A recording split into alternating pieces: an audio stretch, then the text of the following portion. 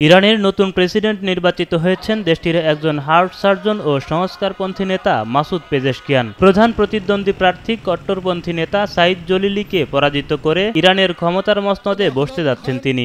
حجاب و نمیدونم اون چیزایی که این آقایون میخوان رو در جامعه زنان درست بکنیم। দেশটির নির্বাচন কমিশনের বরাত দিয়ে এক প্রতিবেদনে এ তথ্য নিশ্চিত করেছে ইরানের রাষ্ট্রীয় গণমাধ্যম। এই জয়ের মধ্য দিয়ে বিমান দুর্ঘটনায় নিহত ইরানের সাবেক প্রেসিডেন্ট ইব্রাহিম রাইসির স্থলাভিষিক্ত হচ্ছেন পেজেশকিয়ান। দেশটির 14তম প্রেসিডেন্ট নির্বাচনের দ্বিতীয় দফার ভোটের ফলাফল ঘোষণার পরপরই রাজধানী তেহরান সহ বিভিন্ন শহরে আনন্দ মিছিল করে পেজেশকিয়ানের সমর্থকরা।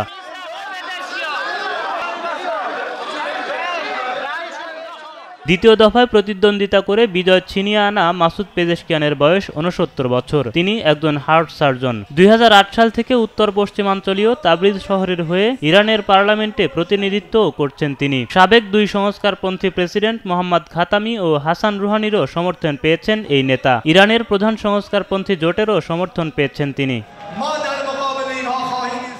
5 জুন অনুষ্ঠিত দ্বিতীয় দফার নির্বাচনে পেজেশকিয়ান 1,70,00,000 এবং তার রক্ষণশীল প্রতিদ্বন্দ্বী সাইদ জলিলি 1,40,00,000 ভোট পেয়েছেন বলে জানিয়েছে দেশটির নির্বাচন কমিশন। এর আগে গত সপ্তাহে প্রথম দফার ভোটে 42% ভোট পেয়ে এগিয়েছিলেন পেজেশকিয়ান, কিন্তু কোনো প্রার্থী 50% ভোট না পাওয়ায় ভোট গড়ায় দ্বিতীয় দফায়।